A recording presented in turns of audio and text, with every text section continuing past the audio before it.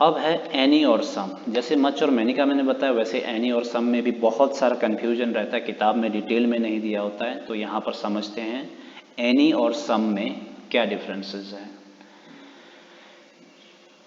Common in any affirmative sentence. तो सबसे पहले सम को अगर हम देखते हैं तो ये कॉमन पाया जाता है कि इसमें अफर्मेटिव सेंटेंस में प्राय अमूमन आमतौर पर ये अफर्मेटिव सेंटेंस ही बनाते हैं। जैसे have some coffee if you want. तो यहाँ पर बोल रहा है कि कॉफ़ी लीजिए यदि आप चाहते हो। यदि आप चाहते हो कि कॉफ़ी आपको चाहिए तो आप ले सकते हैं, ऐसा बता रहा है। और अफर्मेटिव केस है, पॉजिटिव सेंटेंस है। Applies to both countable and uncountable nouns. दोनों के लिए यूज कर सकते हैं, चाहे वो गिनने वाले नाउन हो चाहे ना गिनने वाले हो, सम को। ठीक है। फिर can be used in negative questions when trying to clarify or confirm. हाँ, तो मैंने बताया कि अफर्मेटिव में यूज होता है, लेकिन कई बार ये नेगेटिव भी बना सकता है।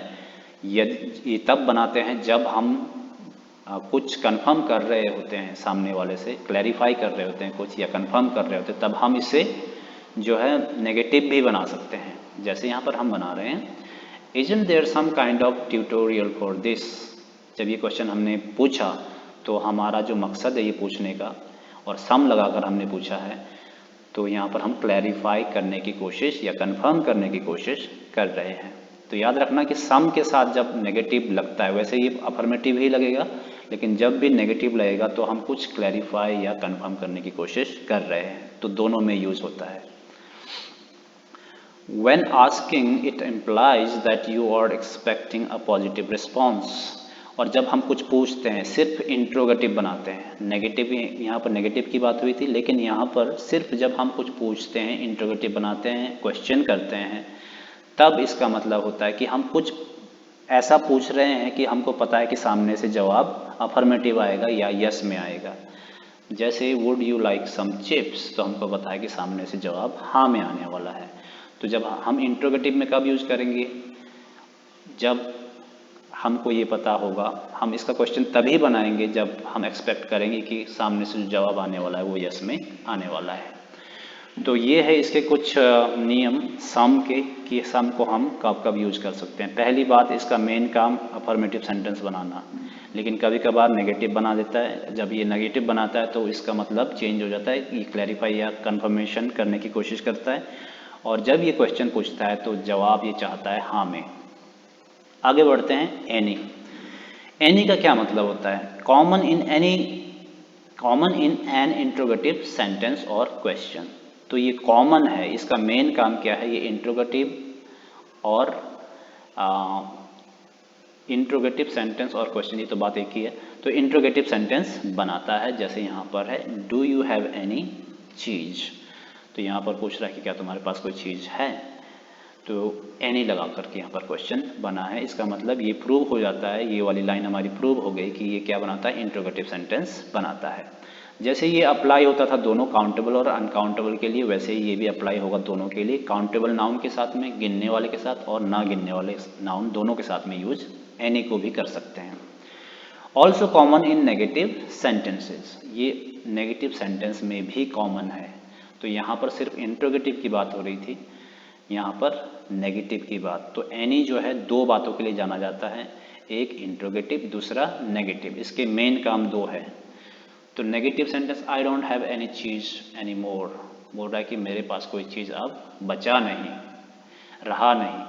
ठीक है, यहाँ पर एनी लगा है और सेंटेंस हमारा नेगेटिव है। तो इसके तो ये मेन काम हुए। अब ये अपने मेन काम को छोड़कर कुछ अलग भी करता है। चलो यहाँ पर एक और पॉइंट है नेगेटिव से related. Any is common in negative questions when confirming a negative expectation. जैसे सम के लिए हमने यहाँ पे पढ़ा था ना ये वाला, कि जब ये क्वेश्चन करता है तो ये सामने से आंसर यस में एक्सपेक्ट कर रहा होता है। और एनी का भी ऐसा ही है, ये भी क्वेश्चन कर रहा होता है। Any is common in negative में, ये कॉमन है, हमको पता है। और ये जब क्वेश्चन करता है तो इसका आंसर ये एक्सपेक्ट करता है नो में। जैसे don't you have any money, तो आगे से एक्सपेक्टेशन रहेगा कि नहीं, no. Didn't he meet any friend here there, तो यहाँ सामने से आंसर एक्सपेक्टेड आंसर है कि नो। ठीक है, तो यही मतलब है any is common in negative questions when confirming a negative expectation. ठीक, आगे बढ़ते हैं। We can also use any in positive sentences when it doesn't matter which one. Any का यूज तब होता है अफर्मेटिव में, जैसे यहाँ पर सम में भी अफर्मेटिव यूज हुआ था। ये वाला कहाँ पर है, ये अफर्मेटिव नहीं, ये वाला पहला वाला, common in any affirmative sentence. वैसे ही एनी भी अफर्मेटिव सेंटेंस में यूज हो जाता है। ये तब होता है जब ये मैटर नहीं करता है कि कौन सा वाला। जैसे एग्जांपल समझते हैं, if you have any queries then you can contact me. बोल रहा है कि कोई भी क्वेरी, मैटर नहीं करता कि कौन सी क्वेरी, तब भी एन लगा है, लेकिन जो सेंटेंस है अफर्मेटिव है। तो जिन लोगों ने सिर्फ इतना समझा था आज तक कि एनी सिर्फ नेगेटिव और इंट्रोगेटिव बनाता है, तो आप लोग गलत थे, आप लोगों का ज्ञान अधूरा था।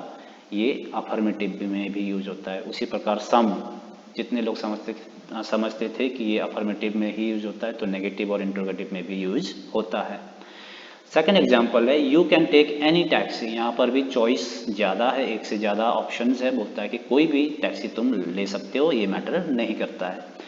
एनी टीचर, कोई भी टीचर तुम्हें बताएगा, या any teacher would tell you that it's hard to design lesson plans, कि कोई भी टीचर है तुमको ये बताएगा। यहाँ पर कौन सा टीचर मैटर नहीं कर रहा है। तो ऐसे केस जहाँ पर which one it doesn't matter, उस केस में भी एनी का यूज होता है। तो ये था detail explanation about any and some, जो कि किताब में इतनी डिटेल में नहीं दिया होता है। Hope you guys understood. बढ़ते हैं आगे।